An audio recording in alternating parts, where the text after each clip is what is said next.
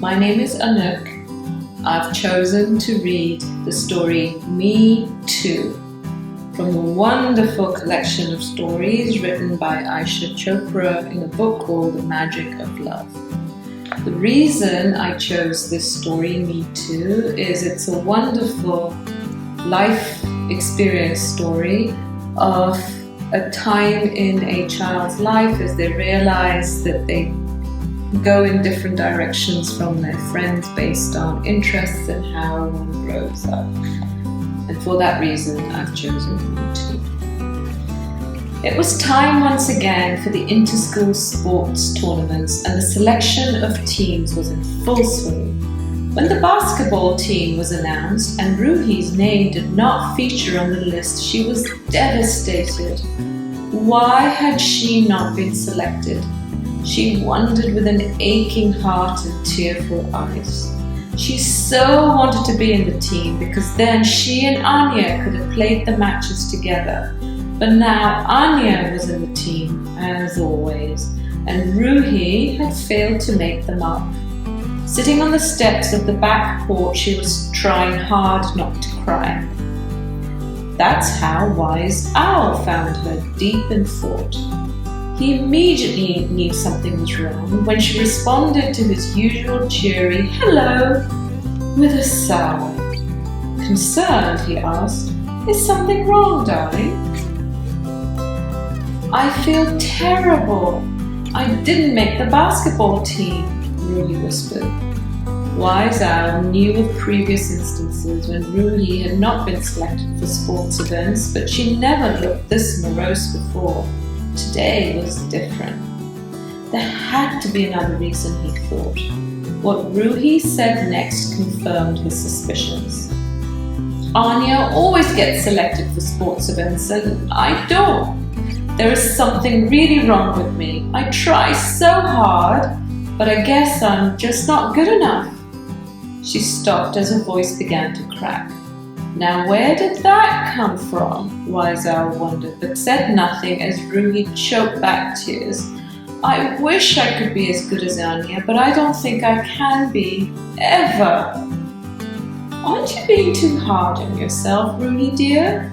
When a team is selected, does it not mean that some students will necessarily be left out? Surely it's no reflection on your competence and ability." "No, Wise Owl, you don't understand," Ruhi cried. "Anya is so pretty and smart. Not only is she the school's best sports girl, but the best debater too. No one can match her skills, and she's so popular with everybody too." Then, dropping her voice, she whispered, "Why can't I be like her?" Wise Owl's heart went out to Ruhi. He had seen so many children develop a low self-esteem based on ill-founded comparisons with other children, and he certainly didn't want Ruhi to fall prey to that damaging thought process. An idea struck him. "Come with me, please. I want to show you something." He led Ruhi to the far end of the garden where a variety of flowers were in bloom. "Do you see how many different flowers there are here, Ruhi, and how beautiful each flower is?" When Ruhi nodded, he said, "Now, dear, can you show me 2 flowers in this bed that are exactly alike?" Ruhi studied the flowers carefully, but could not find 2 that were exactly alike, even in the same species. Although at a glance they appeared to be similar, a closer inspection revealed the differences amongst them. One flower's petals were more curled, another's petals were smaller, yet another had a slightly different shade of color, and so on. "Wow, they are all different. I'd never noticed that before." There was a touch of wonder in her voice. "Yes, Ruhi, they are all different." He turned to face her.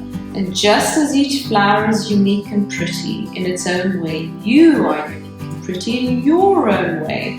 Just as each flower is perfect in itself, you too are perfect, just as you are." He paused to let the words sink in before continuing to explain. "Do you know, Ruhi, that there is no one, absolutely no one in this world who's quite like you?" He knew he had hit the mark when Ruhi looked at him with interest, eager to hear more.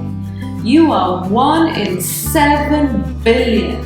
Imagine that! Wise Owl's own eyes were shining now, so never berate yourself. You're as beautiful and talented as anyone else. By comparing yourself unfavorably with others and wanting to be like them, you undermine your own beauty and uniqueness. But what is wrong in wanting to be like Anya, Wise Owl? She's so good. There's nothing wrong in being inspired by her qualities, Ruhi. But you have your own qualities and talents, and it would be wrong to reject them in trying to become like someone else. There are certain things that you're naturally good at, that you can do really well. And there are some things that Anya is good at, that she can do really well. Isn't that so? You mean like she's good at sports and She left the sentence incomplete, but her thoughts were racing. Go on, what are you naturally good at? I was going to say art and drama, but it would sound like I'm blowing my own trumpet. Acknowledging your talents honestly is not the same as blowing your own trumpet, really. When you know your own inborn talents and carefully nurture them, you can easily excel at them.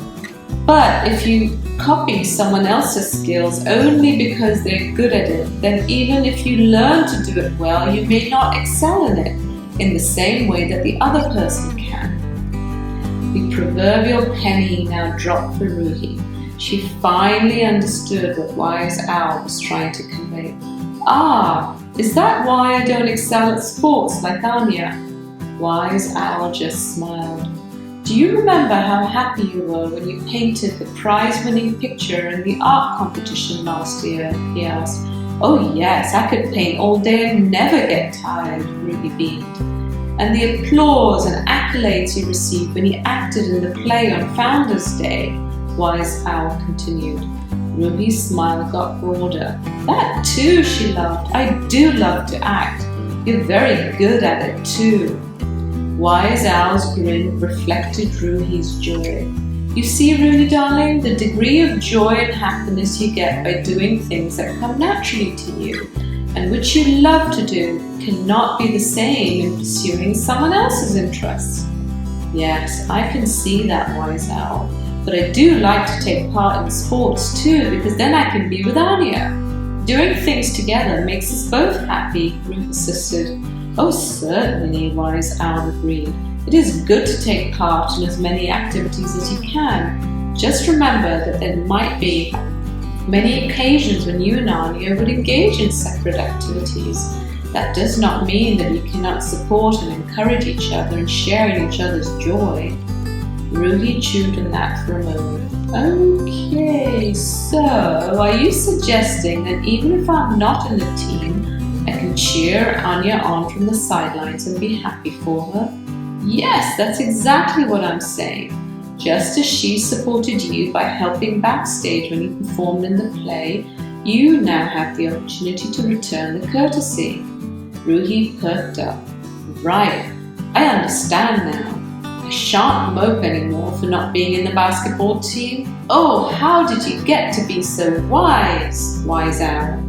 Ruhi asked affectionately with mock surprise and a broad grin. Then with shining eyes she snapped her fingers. I have an idea. If the school permits, I could get a group together and make up a cheer that we could sing at the opening game to encourage the team, she said excitedly.